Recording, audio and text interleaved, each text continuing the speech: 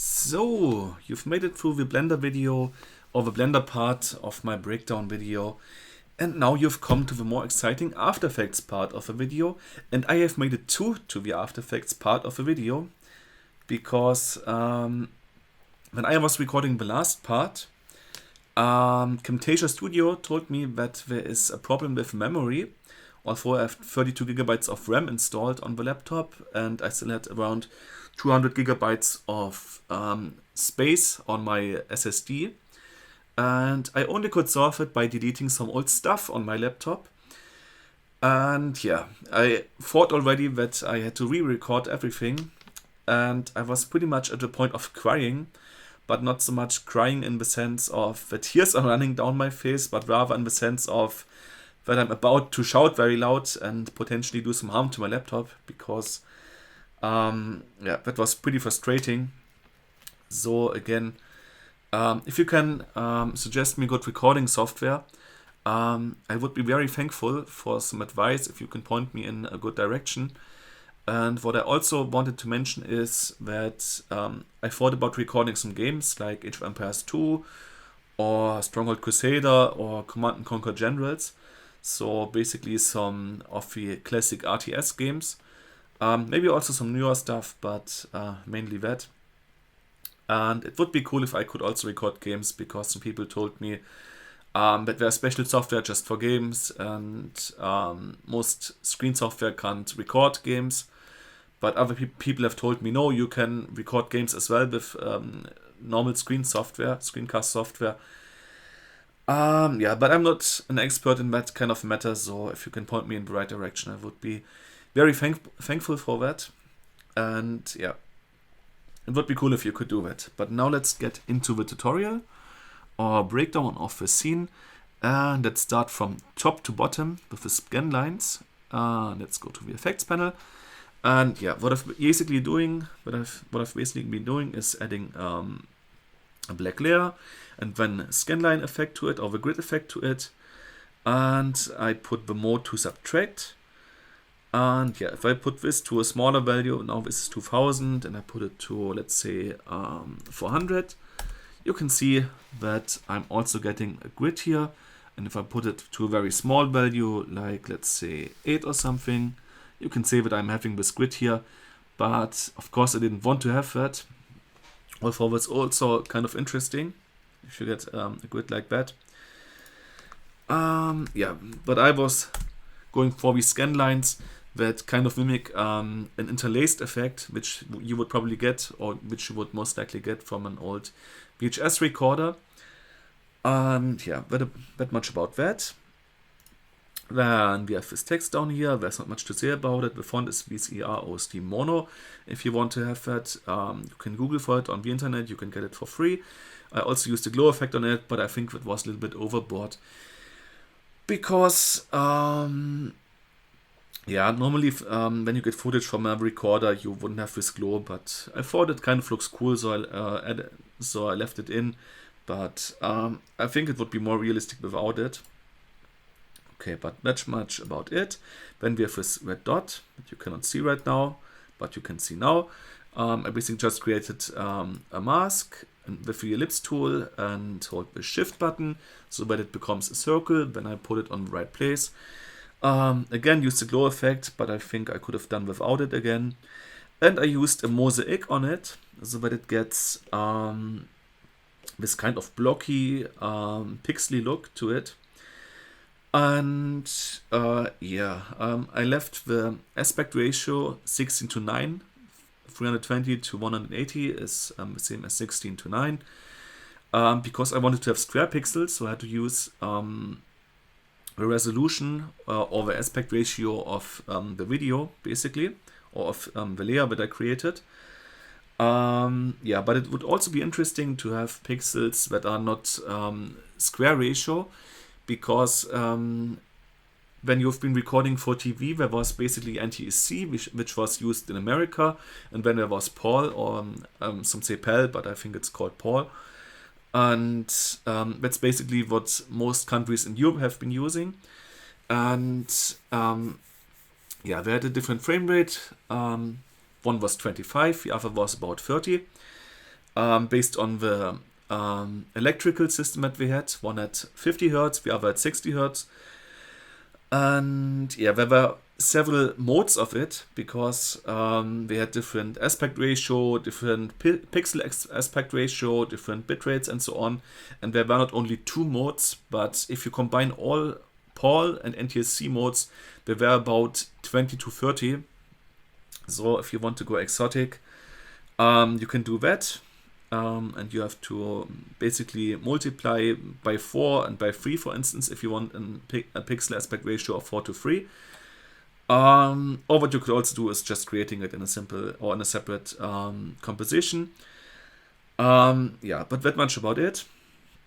And good, let's move on to the lens flare and have a quick look. Okay, we're at around 6 minutes. Good. First thing, what you can see here is this green lens flare and this mask added around it. And now you can see it fades away. So that's some simple keyframing that I did there.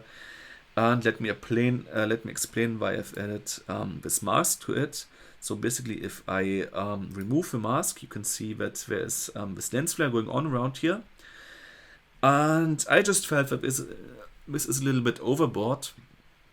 Or this is a little bit over the board, a little bit too much, because I already got this lens effect around here with the fog glow and with the ghosts that I've been showing in the first video. And I just thought if I add a lens flare to it as well, it just feels like it's too much. But then again, I felt like it's still missing something around here, because usually you would get that kind of reflection inside of the lens. And yeah, so I thought, why not have this one down here and extrude this one up here? So I added this mask really quickly. Yeah, put it on add and put some feathering to it. Although I probably think I could have done without it. Yeah, it's not that obvious, but okay, I added some feathering to it.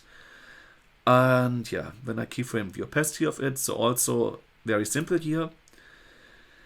And before we move on, I have to realize that I've forgotten something, and that is about the red dot.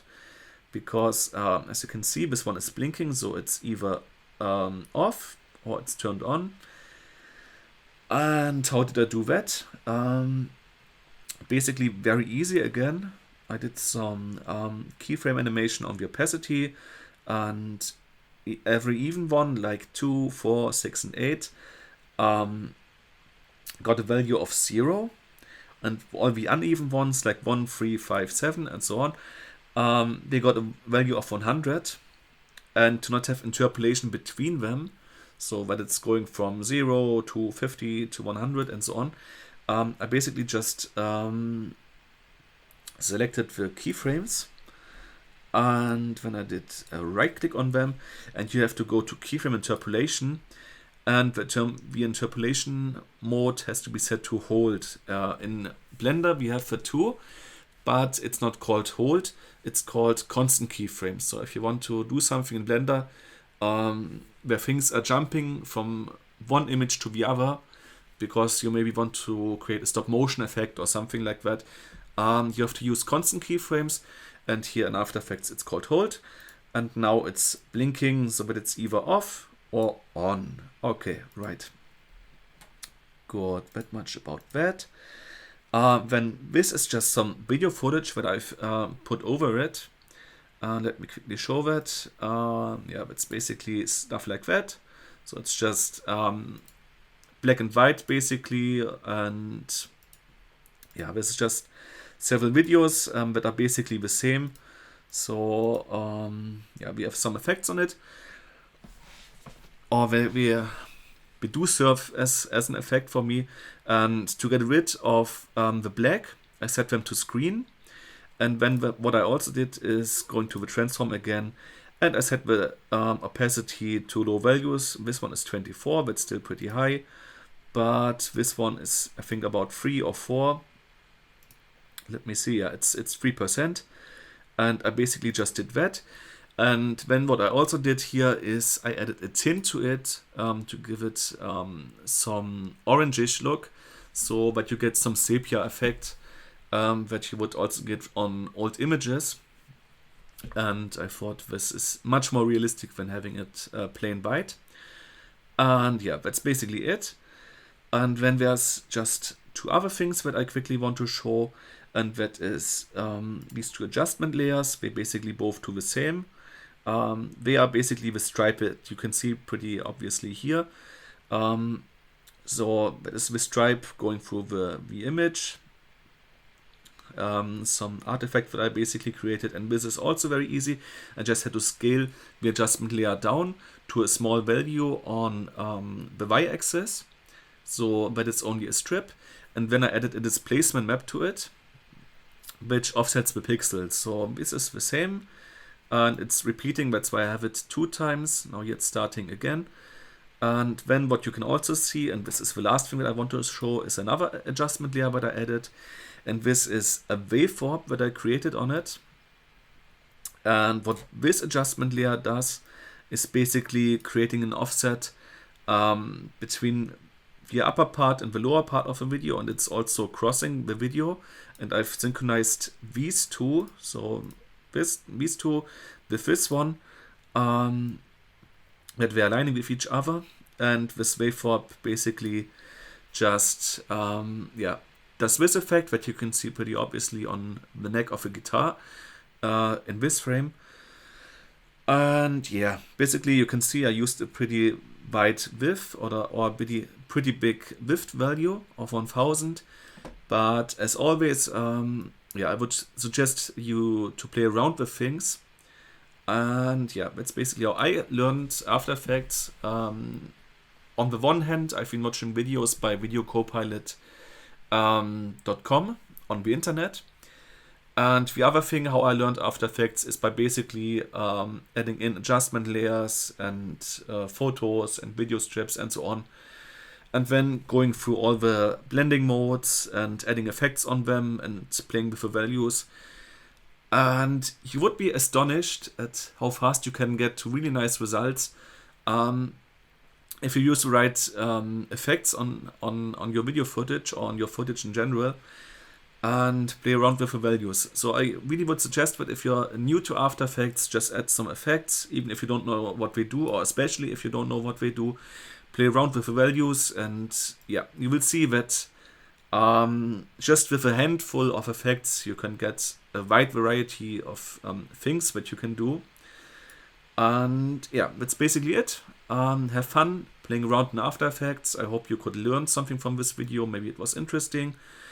And yeah, if you want to see future videos, small animations, tutorials, maybe also compositions or some game footage, it would be very nice if you left a subscription on my channel. And yeah, thank you for watching, and maybe we see each other in another video.